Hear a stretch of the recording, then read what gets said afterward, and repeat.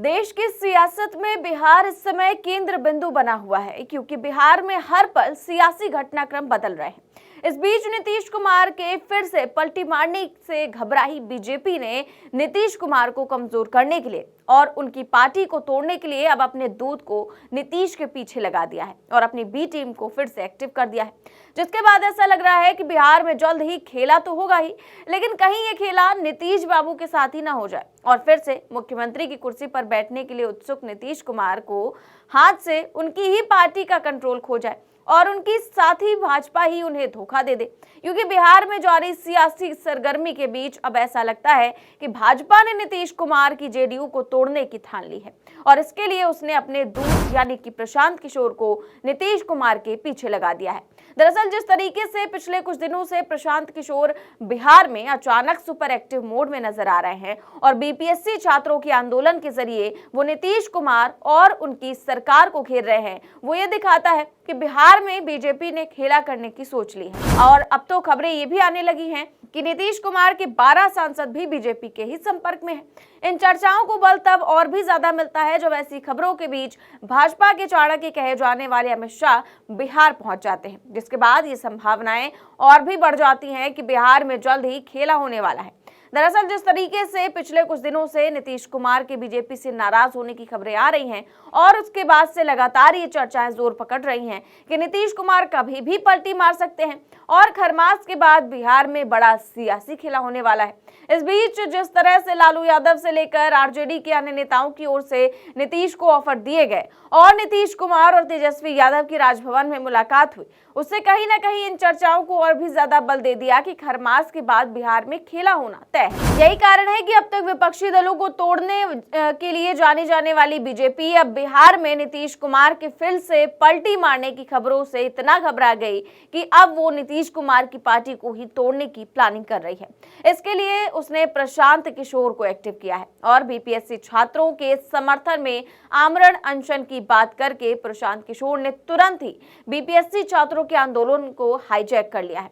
और उधर दूसरी ओर बीजेपी ने फूट डालो राज करो की नीति पर चलकर नीतीश कुमार के सभी सांसदों को भी अपनी ओर करने की ठान ली है। दरअसल आरजेडी की ओर से लगातार ही प्रशांत किशोर को बीजेपी की बी टीम बताया जाता रहा है। अब जब प्रशांत किशोर बाकायदा एक वैनिटी वैन लेकर फुल नवाबी के साथ आमरण अनशन पर बैठे हैं, तो एक बार फिर से आरजेडी ने प्रशांत किशोर को भाजपा की बी टीम और अमित शाह का दूध बताते हुए इस बात का दावा कर दिया है कि बीजेपी अब नीतीश कुमार को खत्म करना चाहती है और जल्द ही बिहार में नीतीश कुमार किनारे लगने वाले हैं। प्रशांत किशोर को भाजपा का बी टीम बताते हुए तेजस्वी यादव ने क्या कुछ कहा है, सुनिए। पहली बात, आज तक प्रशांत किशोर जी ने आज तक कभी भी नहीं कहा, स्पष्टीकरण नहीं दी कि आखिर अमित शाह जी ने नीतीश कुमार जी को क्यों उनके पार्टी का राष्ट्रीय उपाध्यक्ष बनवाया था। आज तक, अभी तक, और किसके कहने पे बने थे वो सब जानते हैं, मुख्यमंत्री जी ने स्पष्ट कर दिया था। लेकिन उनको बताना चाहिए कि भाई अमित शाह क्यों चाहते थे कि जनता दल यूनाइटेड नीतीश जी के पार्टी के वो राष्ट्रीय उपाध्यक्ष बने, और उन्हीं के कहने पे माननीय मुख्यमंत्री जी ने बनाया था। तो देखा आपने किस तरीके से तेजस्वी यादव ने बीपीएससी छात्रों की हितैषी बने बैठे प्रशांत किशोर का काला चिट्ठा खोल दिया और उन्हें अमित शाह का खास आदमी बताया है।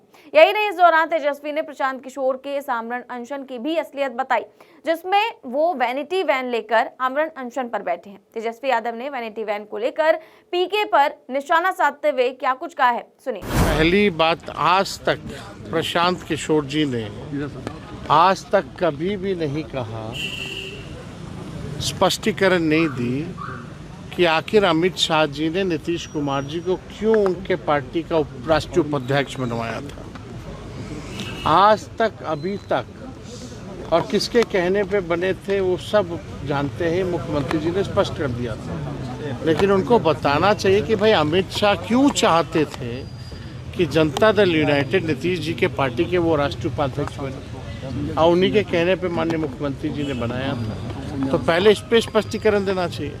और वैनिटी वैन की जहाँ तक बात है, इसमें तो एक्टर लोग बैठते हैं, एक्टर बैठते हैं, एक्ट्रेसेस बैठती हैं वैनिटी वैन में, और बैठाने वाला प्रोड्यूसर और डायरेक्टर है। हम लोग सब लोग जान रहे हैं कौन है प्रोड्यूसर और कौन है डायरेक्टर और एक्टर को बैठाया गया है। सुना आपने किस तरह से तेजस्वी यादव ने बताया कि इस वैनिटी वैन में बैठने वाले एक्टर का डायरेक्टर और प्रोड्यूसर कौन है। यहाँ भी तेजस्वी यादव ने इशारों में अपनी बात कह दी और ये साफ कर दिया कि प्रशांत किशोर किसके इशारे पर ये आमरण अनशन का ढोंग कर रहे हैं। तभी आज जैसे ही सुबह उन्हें पुलिस ने गिरफ्तार किया तो बिहार की सियासत में और भी गर्मा गर्मी हो गई। आज सुबह 3:30 बजे प्रशांत किशोर को पुलिस ने डिटेन किया और अस्पताल पहुंचाया क्योंकि उनको डॉक्टरों ने अनशन करने से मना किया था। फिलहाल जिस तरीके से विपक्ष अब बीजेपी और प्रशांत किशोर के गठबंधन की परतें खोल रहा है, उससे यही लगता है कि भाजपा नीतीश कुमार के पलटी मारने की खबरों से इस कदर घबरा गई है कि अब वो नीतीश कुमार को ही साइडलाइन करने में लगी है और उनकी पार्टी में सेंधमारी कर रही है। क्योंकि एक और जहां तेजस्वी यादव प्रशांत किशोर के बीजेपी के इशारे पर काम करने के आरोप लगा रहे हैं, तो वहीं दूसरी ओर आरजेडी की ओर से लगातार ये भी दावा किया जा रहा है कि जेडीयू के सभी सांसद बीजेपी के संपर्क में हैं। आरजेडी के कद्दावर नेता और मुख्य प्रवक्ता शक्ति यादव ने बड़ा दावा करते हुए कहा कि जेडीयू के सभी 12 सांसद बीजेपी के संपर्क में हैं। जेडीयू सांसदों ने बीजेपी की अधीनता स्वीकार कर ली है और अब इस बात की जानकारी खुद नीतीश कुमार को भी है। शक्ति यादव ने गृह मंत्री अमित शाह का नाम लिए बिना कहा कि उनका कहना है कि बिहार का अगला मुख्यमंत्री कौन होगा ये बीजेपी संसदीय बोर्ड तय करेगा। तो क्या बिना जेडीयू सांसदों को कब्जे में लिए ऐसी बयानबाजी हो सकती है क्या? आरजेडी प्रवक्ता ने कहा कि बीजेपी नीतीश कुमार को समाप्त करना चाहती है और डिप्टी सीएम विजय सिन्हा ने भी ऐसा ही कहा है कि अटल बिहारी वाजपेयी का सपना तभी साकार होगा जब बीजेपी जो है अपने दम पर सरकार बनाएगी बिहार में। तो इस बात का क्या मतलब है? तो जाहिर है कि इस तरह की बयानबाजी से आरजेडी की ओर से लगातार ऐसे दावे किए जा रहे हैं, तो वहीं जिस तरह से बीजेपी की ओर से बयान आ रहे हैं और ऐसी बातें की जा रही हैं, वो आरजेडी के इन दावों को कहीं ना कहीं और भी ज्यादा पुख्ता करते हैं। यही नहीं, जेडीयू में टूट की खबरें इससे पहले भी आती रही हैं। कहा तो यहाँ तक जाता है कि जेडीयू के पूर्व अध्यक्ष और केंद्रीय मंत्री राजीव रंजन उर्फ ललन सिंह बीजेपी से ज्यादा करीब है। जिस समय नीतीश कुमार बीजेपी से नाराज बताए जा रहे हैं और वो फिर से पलटी मारने की सोच रहे हैं, उस वक्त भी ललन सिंह भाजपा के संपर्क में है और बीजेपी नेताओं के साथ मुलाकात भी कर रहे हैं। 25 दिसंबर को बीजेपी अध्यक्ष जेपी नड्डा के घर एनडीए की बैठक में भी नीतीश कुमार ने दूरी बनाई, लेकिन ललन सिंह ने अपनी मौजूदगी दर्ज कराई। ऐसे में संभावनाएं पूरी है कि ललन सिंह बीजेपी के साथ मिलकर जेडीयू में खेला न कर दे और नीतीश कुमार को कहीं धोखा न दे दे। तो एक और जहां जेडीयू के सभी सांसदों के भाजपा के संपर्क में होने की खबरें हैं, तो वहीं दूसरी ओर अमित शाह का अचानक पटना पहुंचना भी काफी कुछ बयां करता है। हालांकि इस दौरान कहा यह भी जा रहा है कि अमित शाह नीतीश कुमार की नाराजगी को दूर करने वहां पहुंचे। अब देखना यह होगा कि क्या नीतीश कुमार अमित शाह से मुलाकात करते हैं या फिर नहीं।